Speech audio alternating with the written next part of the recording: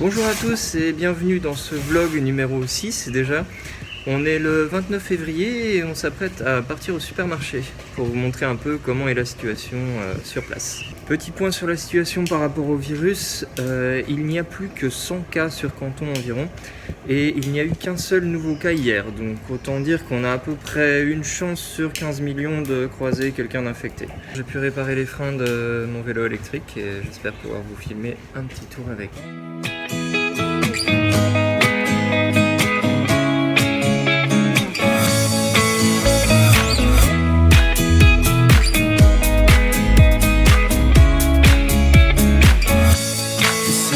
As I go to anywhere I flow, sometimes I believe, at times I'm rational. I can fly high, I can go low. Today I got a million, tomorrow I don't know. Decisions as I go. Voilà, à l'entrée du supermarché, on doit être scanné au niveau de la température. Dans le supermarché, on peut voir qu'il y a pas mal de monde. On est dans une situation à peu près normale, là on est en milieu d'après-midi. Bon, nous on va surtout acheter des fruits et des légumes, on peut voir un peu derrière moi. Étant donné qu'on est dans un supermarché chinois, il y a des petits kits avec ail, piment et gingembre. Ça pour cuisiner, c'est excellent. On peut voir que tout est très similaire à un supermarché français, mis à part que tout le monde est asiatique avec un masque et les produits changent un petit peu forcément. Dans la partie qui change le plus, je pense qu'on peut noter la partie charcuterie, où on va trouver des plats préparés totalement différents et des bouts d'animaux complètement différents de ce qu'on peut trouver en France. Il y a la partie boulangerie qui est de l'autre côté là.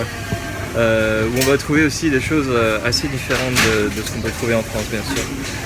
Et bien entendu la partie tofu, où on a plein de sortes de tofu ici.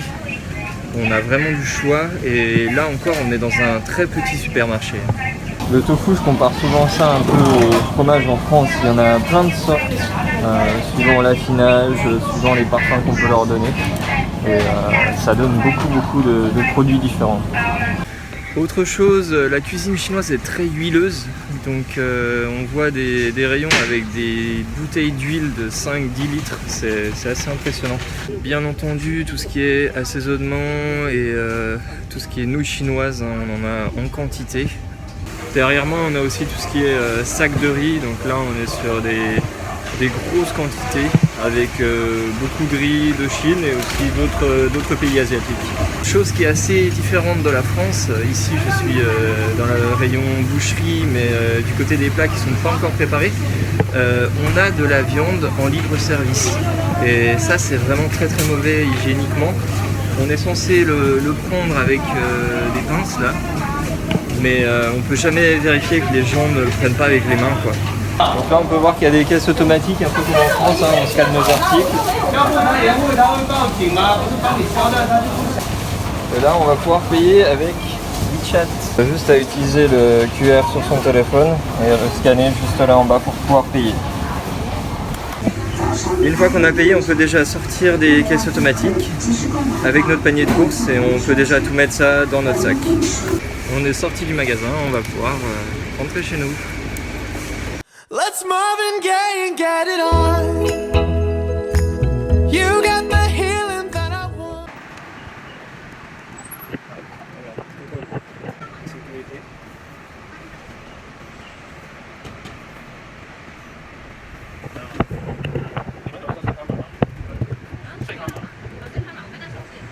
Donc là on se retrouve un peu embêté parce qu'on est sorti sans problème et pour rentrer par contre ils veulent vérifier quelque chose qui n'est possible d'avoir qu'avec une ID chinoise.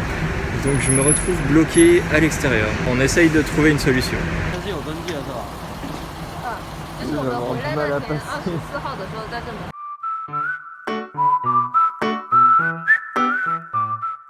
Après avoir trouvé quelqu'un pour nous aider, on va enfin pouvoir rentrer. J'enregistre la conclusion de ce vlog le lendemain matin, nous sommes le 1er mars donc. Je n'enregistrerai pas d'autres vidéos que celle-ci aujourd'hui étant donné que j'ai un bilan financier de février à faire Et j'ai déjà reçu des écrans attestés qui ont été envoyés hier soir de Shenzhen et qui sont déjà arrivés ce matin. On a pu voir qu'il y avait eu au moins 50 nouveaux cas en France et on espère vraiment que ça va pas se transformer en grosse épidémie comme ici. Pour revenir sur la journée d'hier, comme vous avez vu, on a été bloqué quand on a voulu rentrer chez nous. Heureusement, après négociation et après avoir trouvé une personne qui pouvait attester qu'on habitait bien ici, on a pu finalement confirmer notre identité et rentrer. J'avais pu sortir plusieurs fois sans que ça me pose de problème, simplement les gardes de sécurité avaient changé et les règles de sécurité avaient également changé. Ils ont mis en place une petite carte que j'ai enfin pu obtenir et qui va me permettre de passer sans aucun problème. Officiellement, c'est pour vraiment faciliter les enquêtes, pour savoir quand des personnes ont été en contact avec des personnes contaminées, savoir exactement où ils habitent et pouvoir les retrouver plus facilement. Mais bien sûr, c'est aussi un très bon moyen de connaître exactement les allées et venues des personnes qui se déplacent en Chine. On a d'ailleurs des news qui confirment que les personnes qui sont actuellement recherchées ont beaucoup de mal à échapper au contrôle. En règle générale, ces contrôles se passent plutôt bien. On a dû attendre peut-être une dizaine de minutes et à l'avenir ce sera beaucoup plus simple. Mais on a eu le témoignage d'un ami pour lequel l'intervention de la police a été nécessaire pour qu'il puisse simplement rentrer chez lui. On espère en tout cas que ces contrôles seront bientôt levés puisqu'ils sont un peu contraignants bien sûr. Merci à tous d'avoir suivi ce vlog, n'oubliez pas de vous abonner et je vous dis à très bientôt pour de nouvelles vidéos.